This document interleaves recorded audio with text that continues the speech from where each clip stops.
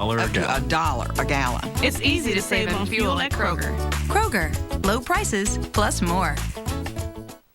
As to the charge of first-degree murder, we, the jury, find the defendant not guilty. So say we all. Dated at Orlando. Welcome back to Good Date. It is the verdict everyone is talking about. This morning, criminal defense attorney and former federal and state prosecutor John Teagle joins us with his take on the Casey Anthony verdict. Good morning, John. Good morning. Were you as surprised as most everybody else? I wasn't as surprised as some of the pundits, some of the reporters, and some of the general public are talking about, because I think it comes down to the burden of proof that the state had and their lack of evidence really tying the defendant to the crime. Well, yeah, let me ask you about that, because we've had a lot of postings on our Facebook page this morning.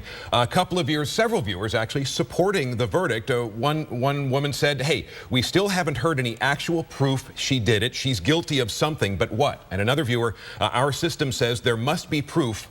There was none. And what this case rested on was circumstantial evidence as opposed to direct evidence, right? Well, that's very true. You know, keep in mind, in a criminal case, unlike a civil case, the burden of proof is the highest in our justice system. It's beyond a reasonable doubt. Although there are a number of suspicious activities that tied back to the defendant, beyond that, there seemed to be nothing more that really tied her to the death. For example, it would have helped the prosecution if they had, you know, Casey Anthony's DNA on the duct tape, but that kind of direct evidence was not available. Exactly, or someone who had seen her about the estimated time of death with the child or in a suspicious activity with the child. So give me your opinion of the overall prosecution. How did they do?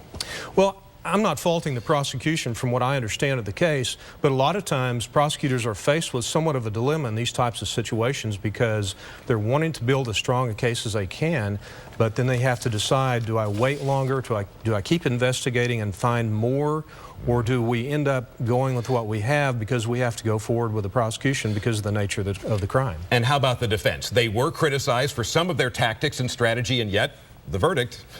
Well, as the defense counsel in this case, as we all saw, he kept pounding at the lack of evidence, but also the reasonable doubt. There was a lot of reasonable doubt because, as we talked about, there was not direct evidence tying the defendant to the death, because the state couldn't even establish when or how the death occurred.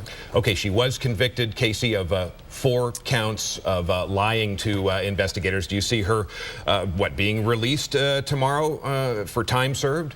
I don't know if she's going to be released tomorrow, but I would imagine in the relatively near future, given the fact that she's been in custody for some time, that's probably going to, the time she's already spent is probably going to be credited to most of the sentence that she receives. There are lots of people who are unhappy with this verdict. Does it raise, and they're going to say it raises questions about our system of justice in this country.